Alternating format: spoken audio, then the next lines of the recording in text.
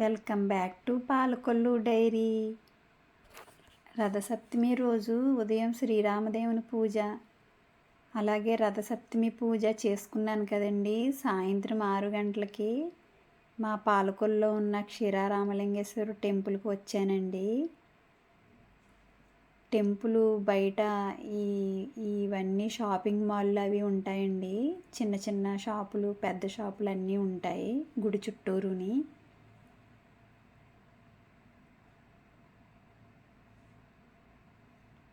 ఇక్కడ bike parking చేసుకుని టెంపుల్లోకి వెళ్ళామండి.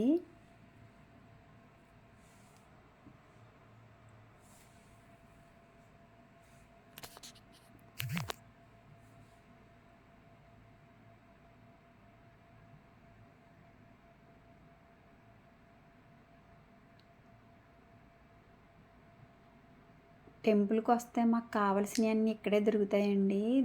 పూజకి కావాల్సిన సామాన్లు ఏంటండి, ఎవరైనా బట్టలు షాపింగ్ చేసుకున్నా, గోల్డ్ షాపింగ్ చేసుకున్నా, ఏమన్నా చిన్న చిన్న కిరాణా వస్తువులు కావాలన్నా అన్నీ దొరుకుతాయండి ఇక్కడ. గోమాత చూసారండి, గుడికి ఎదురుగుండా నిలబడి ఉన్నారు. గుడి చుట్టూరు ఆవులు కూడా చాలా ఉంటాయండి. పాపం అవి చోటు లేక ఏంటో బళ్ళకి అది కూడా అడ్డుపడిపోతూ ఉంటాయి. కొన్ని పొడవడానికి కూడా వచ్చేస్తూ ఉంటాయండి.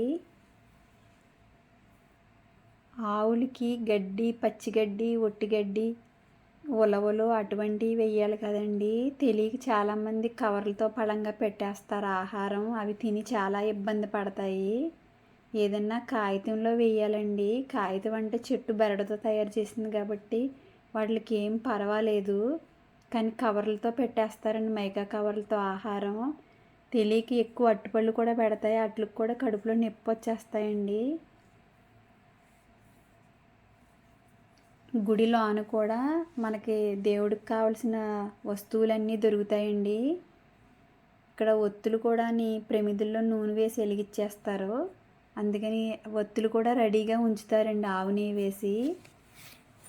ఇదిగోండి గాలి గోపురం, లోన కూడా గోవు ఉంది చూసారా, అదిగోండి.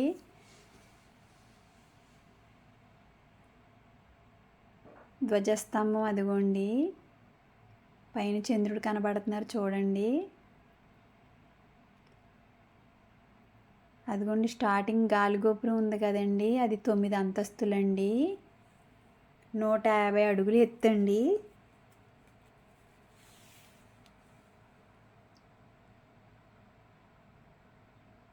ఇక్కడ శివలింగం చిక్కని పాలవలే తెల్లగా మెరుస్తుందండి. భక్తులకి కనువిందు చేస్తుంది. ఇక్కడ శివలింగం శ్రీ మహావిష్ణువుచే నిర్మించబడిందండి. క్షేత్రపాలకుడు కూడా శ్రీ మహావిష్ణువు అండి. కార్తీక మాసంలో వచ్చే భక్తులకి, శివరాత్రి రోజే వచ్చే భక్తులకి, విశేషమైన రోజులో వచ్చే భక్తులకి కూడా స్వామి గుడి బస్టాండ్కి అతి సమీపంలో ఉంటుందండి, మెయిన్ రోడ్డు పక్కనే. అదిగోండి లక్ష్మీదేవి దర్శనం చేసుకున్నాం కదండి, సూర్యభగవానుని.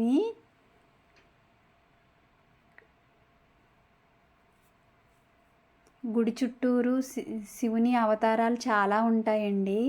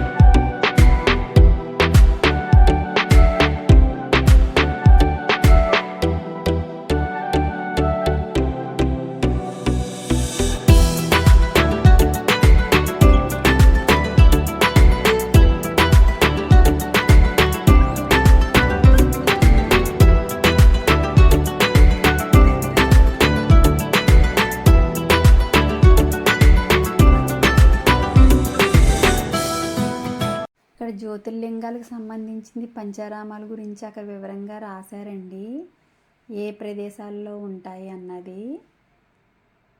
ఇదిగోండి ఇక్కడ కాళికాదేవి, లలితమ్మ, విఘ్నేశ్వరుడు, అయ్యప్ప స్వామి అన్ని దేవతల్ని దేవుళ్ళని ఉంటారండి. ఇదిగోండి సుబ్రహ్మణ్యేశ్వర స్వామి, లక్ష్మీదేవి, అన్నవరం సత్యదేవుడు, దుర్గామాత. పాప నమస్కారం చేసుకు ఇక్కడ సుబ్రహ్మణ్య స్వామి ఉన్నారు కదండి, పాలతో అభిషేకం చేయించుకుంటారండి. లక్ష్మీ నరసింహస్వామి, ఆంజనేశ్వర స్వామి, పక్కన జనార్దన స్వామి టెంపుల్ అండి. అతను నడిచి వస్తున్నదేమో శివుని టెంపుల్. ఇది జనార్దన స్వామి. జనార్దన స్వామికి శివునికి మధ్యన సుబ్రహ్మణ్య స్వామి టెంపుల్ ఉంటారండి.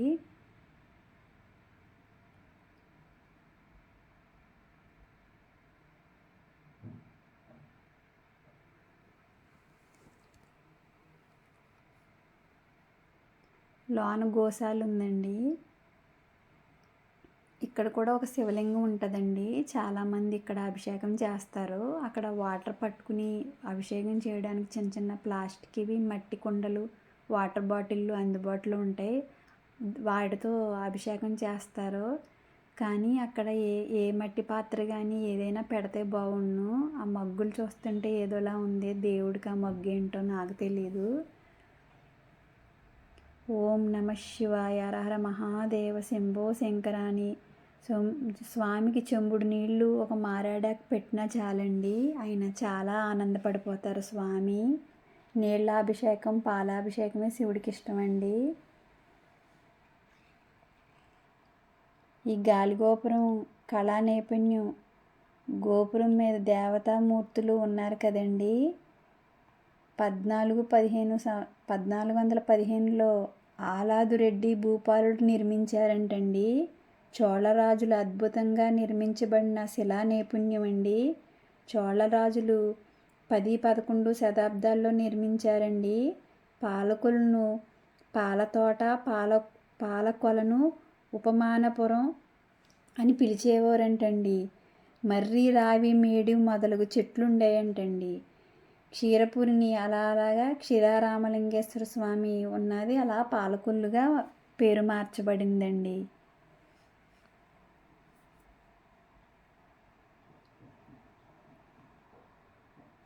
పక్కన శనీశ్వరుడు అండి.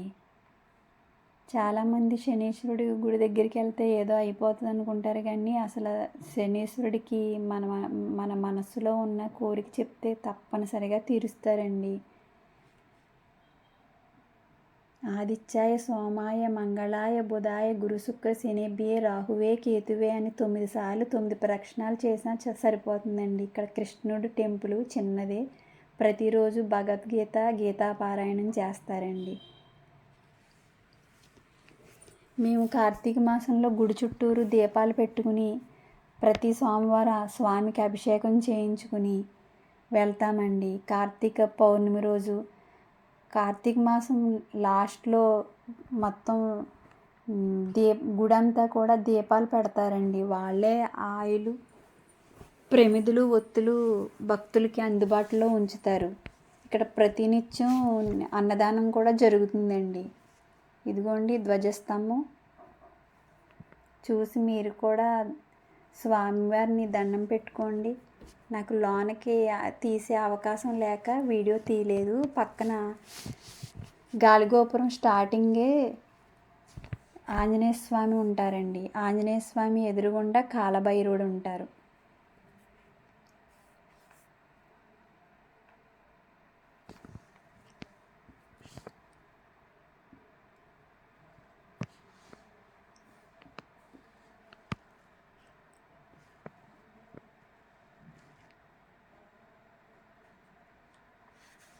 స్వామి దగ్గర కాసేపు ప్రశాంతంగా కూర్చుని ఓం నమ శివాయ అనుకుంటే మనసు ఎంతో ప్రశాంతంగా ఉంటుందండి.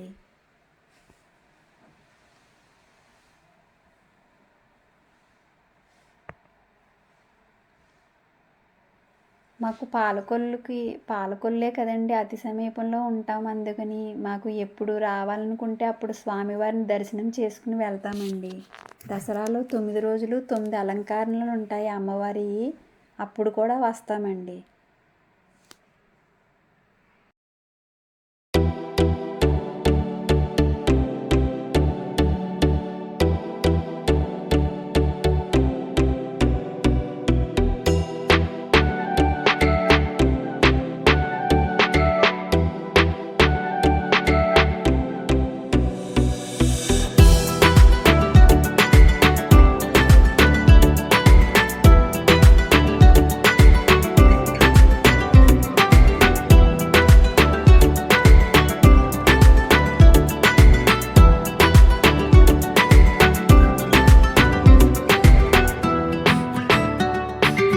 అన్నాడు రిపబ్లిక్ డే కదండి, జనవరి 26 సెలవు వచ్చింది కదా అని వాడపల్లి వెళ్ళామండి వెంకటేశ్వర స్వామి టెంపుల్కి. నేను 4 సంవత్సరాలు అవుతుంది వెళ్ళి. ఉదయం ఇంట్లో పనులన్నీ ముగించుకుని 10 గంటలకు బయలుదేరి వెళ్ళామండి. ఇదిగోండి పాలకొల్లు దాటాక జున్నూరు, కవిటం, మార్టేరు రూట్ మాట అండి ఇది.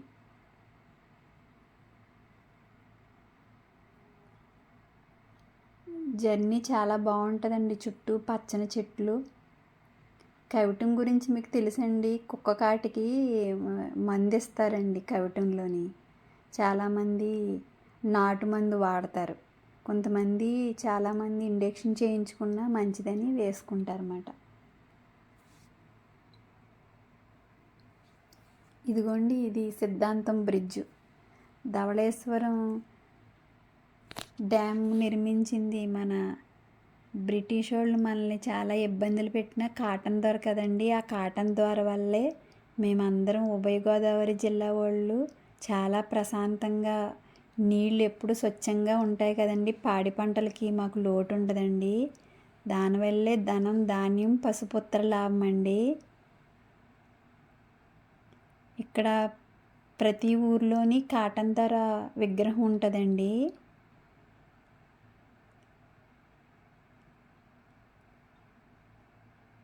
మాకు ఇక్కడ నీళ్ళకి లోటు ఉండదండి. వాటర్ ఉంటేనే కదండి ఏదైనా పండించగలము, పండినది ఆహారంగా స్వీకరించగలము. తూర్పుగోదావరి జిల్లా అంతా అరటి మొక్కలు, వంగ, పూల మొక్కలు, మొత్తం అన్నీ, వరి అన్నీ పండిస్తారండి.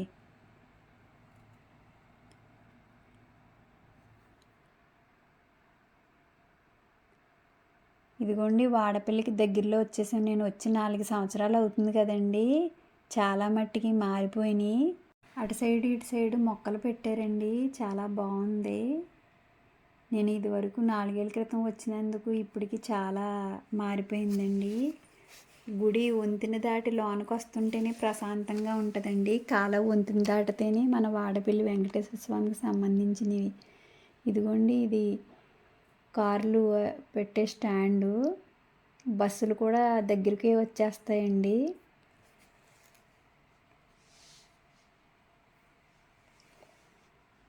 ఇదిగోండి వాడపల్లి దర్శనం మీరు కూడా చేసుకోండి. ఇక్కడ స్వామివారికి పట్టుకొచ్చే భక్తులు పువ్వులు, పళ్ళు, అగరబత్తులు అన్నీ సపరేట్ చేసేస్తున్నారండి సేవ చేసేవాళ్ళు. 7 వారాలు ప్రదక్షిణ చేసిన వాళ్ళు 7 వారాలు పూర్తయ్యాక 1 వారం అభిషేకం, కళ్యాణం చేయించుకుంటారండి, చేయించుకుంటున్నారు అందరూ.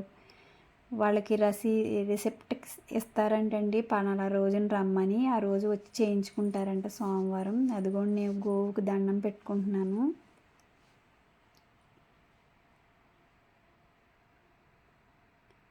మీ ఇంటి అమ్మాయిలాగా నేను ఏదైనా తప్పులు చేస్తే మట్టికి మీరు అవన్నీ సరిదిద్దండి. మీ అక్కగా చెల్లిగా మీరు నన్ను అనుకోవాలి. ఇదిగోండి ఇక్కడ తక్కిడి ఉంది కదండి, దాంట్లో భక్తులు ఇచ్చేవన్నీని స్వామివారికి చేరతాయండి. కొంతమంది పిల్లల్ని అదిని తులాభారం వేస్తారు, కొంతమంది ఏమో అన్నదానానికి సంబంధించినవి తీసుకొచ్చిన అక్కడ తూకం వేసి అన్న సంతర్పణ దగ్గరికి పంపుతున్నారు. మేము 7 ప్రదక్షిణాలు గుడి లోన చేసామండి. మామూలుగా అయితే ఉత్తి రోజుల్లో బయట చేస్తారంట, శనివారం అదిని. మేము సోమవారం వచ్చాం కదండి, 7వ ప్రదక్షిణ చేయగానే బోర్డు క్లోజ్ చేసేసారండి. ఇంకా ప్రదక్షిణ చేయనివ్వలేదు. అమ్మయ్య 7 ప్రదక్షిణాలు పూర్తయినాయి అనుకున్నానండి. ఇన్ని సంవత్సరాలకు వచ్చాను కదా, ఎలా జరుగుతుంది అనుకున్నాను. స్వామి దర్శనం బాగా జరిగిందండి నాకు. 7 ప్రదక్షిణాలు మొక్కుకున్న వాళ్ళకి తప్పకుండా కోరికలు నెరవేరుతున్నాయండి. వెంకటేశ్వర స్వామి గుడి ఎదురుగుండా కూడా విగ్రహం పెట్టారండి. స్వామిని అక్కడ కూడా దర్శనం చేసుకున్నాను గర్భగుడిలోకి వెళ్ళే ముందు 7 ప్రదక్షిణాలు పూర్తయ్యాక.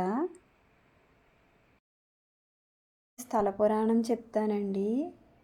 కలియుగంలో పాపభారం తగ్గించమని నారద మహర్షి నందనాథులు వైకుంఠంలో ఉన్న శ్రీ మహావిష్ణుని వేడుకున్నారండి. నౌకాపురం అంటే వాడపల్లి చందన స్వరూపంలో వెలుగుదనని అభయమిచ్చారంటండి స్వామి. గ్రామంలో వృద్ధ బ్రాహ్మడికి కల్లో కనిపించి గోదావరి తీరంలో వెలుగుదనని చెప్పారంట స్వామి. మరునాటి ఉదయం గ్రామస్తులు అందరూ గౌతమి తీరం చేరారంటండి. గోదావరి తీరానికి చందన వృక్షం కొట్టుకుని వచ్చిందంటండి. స్వామి చెప్పిన విధంగా గరుడ పక్షి వాలిన చోట చందన వృక్షపేటిక లభించింది. స్వామి వేంచేయుట నారద మహర్షి గ్రామస్తులకు వివరించి చెప్పారంటండి. ఎర్రచందన రూపంలో శ్రీ భూసమేత శ్రీ వెంకటేశ్వర స్వామి వారు వెలిశారు. నారద మహర్షి శ్రీ స్వామివారిని ప్రతిష్ఠించారంటండి. ఏడుకొండలవాడ వెంకటరమణ గోవింద గోవింద. అలాగే తర్వాత నేను స్వామివారి దర్శనం అయ్యాక బయటకు వచ్చానండి. గుడి బయటకు వచ్చాక బయట చాలా వస్తువులు, ఇంటికి కావలసినవి, పిల్లలకి పెద్దవాళ్ళకి సంబంధించిన అన్ని వస్తువులు అమ్ముతున్నారండి. ఇక్కడ పూతరేకులు కూడా ఫేమస్ కదండి ఆత్రేయపురం. లైవ్లో పూతరేకులు అవి చుడుతున్నారండి. కావలసిన వాళ్ళు కొనుక్కుంటున్నారు. పక్క షాపులో కూడా అతను కూడా అలాగే లైవ్లో పూతరేకులు చుడుతున్నారండి.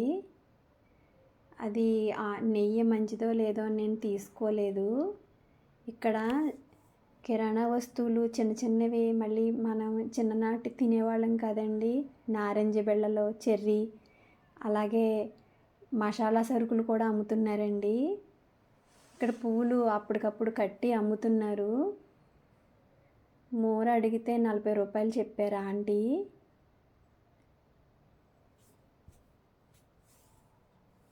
అలాగే ఇక్కడ దేవుడి పటాలు కూడా అమ్ముతున్నారండి. చాలా బాగున్నాయి దేవుడి పటాలు. ఇక్కడ ఇతర వస్తువులు కూడా దేవుడికి సంబంధించినవి అమ్ముతున్నారు. విగ్రహాలు చాలా బాగున్నాయండి. ఈ షాపులోని విగ్రహాలు చాలా అందంగా చెక్కారు. వీళ్ళు ఎక్కడి నుంచి తీసుకొచ్చి అమ్ముతున్నారో కానీ చిన్న చిన్న విగ్రహాలు కూడా చాలా అందంగా చెక్కారండి. నేను తీసుకోవాల్సింది అనిపిస్తుంది ఇప్పుడు వీడియో చూసినప్పుడు. నేను ఈసారి వెళ్తే తప్పనిసరిగా తీసుకుంటాను. అలాగే ఇక్కడ నిమ్మ సోడా అమ్ముతున్నారండి. రకరకాల చామంతులు చాలా రంగులు ఉన్నాయి. ఇవన్నీ చూస్తే మా ఇంటికి పట్టుకెళ్ళిపోయి పెట్టుకోవాలనిపించింది. మందారాలు, పెద్ద మందారాలు కూడా చాలా రకాలు ఉన్నాయి. క్రోటన్ మొక్కలు, పువ్వుల మొక్కలు, పళ్ళ మొక్కలు, కూరగాయల మొక్కలు అన్నీ అమ్ముతున్నారండి. గుడి చుట్టూరు చాలా చోట్ల మొక్కలు అమ్ముతారు. ఇక్కడ కడియం దగ్గర కదండి వాడపల్లికి. అందరూ 1-2 మొక్కలు కొనుక్కెళ్తున్నారండి. ఇక్కడ మాచుపత్రి కూడా 2-3 రకాలు ఉన్నాయి. నాటు గులాబీలు, మందారాలు. ఇదిగోండి వైట్ అండ్ పింక్ షేడ్లో గులాబీ బాగుంది కదండి, హైబ్రిడ్ ఇది, బంతి మొక్కలు. ఇదిగోండి ఇక్కడ నేను పువ్వులు తీసుకున్నానండి. కేజీ 150 రూపాయలు చెప్పారు. ఇక్కడ చేతుకు కట్టుకునే తాళ్ళు, ఇయర్ రింగ్స్, ముగ్గులు వేసుకునే డిజైన్లు అన్నీ అమ్ముతున్నారు. అలాగే మనం బయట గుమ్మాల్లో డెకరేషన్ పెట్టుకునే రోళ్ళు రోకలు, మన వాడకానికి రోళ్ళు రోకలు కూడా ఉన్నాయండి, మసాలాలు దంచుకునేవి. గులాబీ పువ్వులు సంచి వచ్చి 10 రూపాయలకి అమ్ముతున్నారు తాతయ్య గారు. నేను 4 సంచులు కొనుక్కున్నాను. ఈ వయసులో ఆయన కూర్చోకుండా కష్టపడుతున్నారంటే చాలా గ్రేట్ అండి.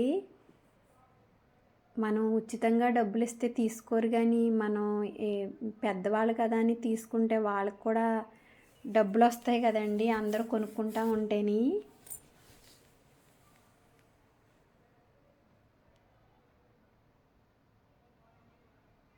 ఇదిగోండి ఇక్కడ తీసుకున్నాను 1 కేజీ పువ్వులు. ఇతను ఏమనుకున్నారో మళ్ళీ నాకు ఒక చామంతి పువ్వుల దండ పెద్దది ఇచ్చారండి.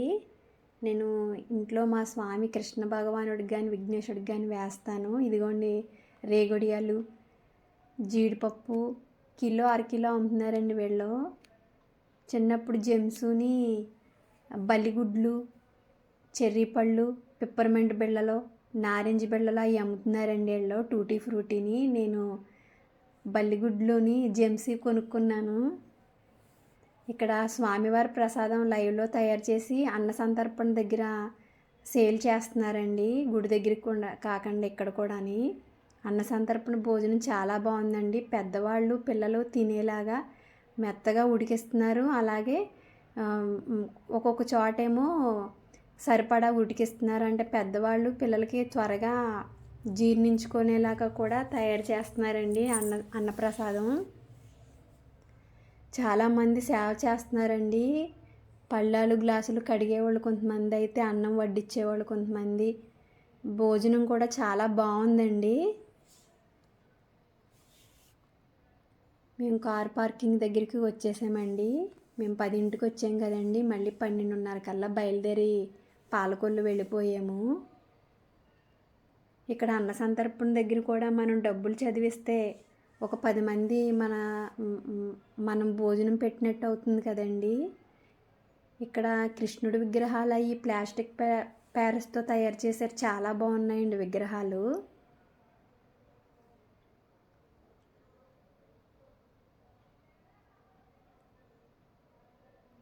ఇదిగోండి ఇక్కడ అరటి బొంతలు, అరటి పువ్వులు కూడా అమ్ముతున్నారండి.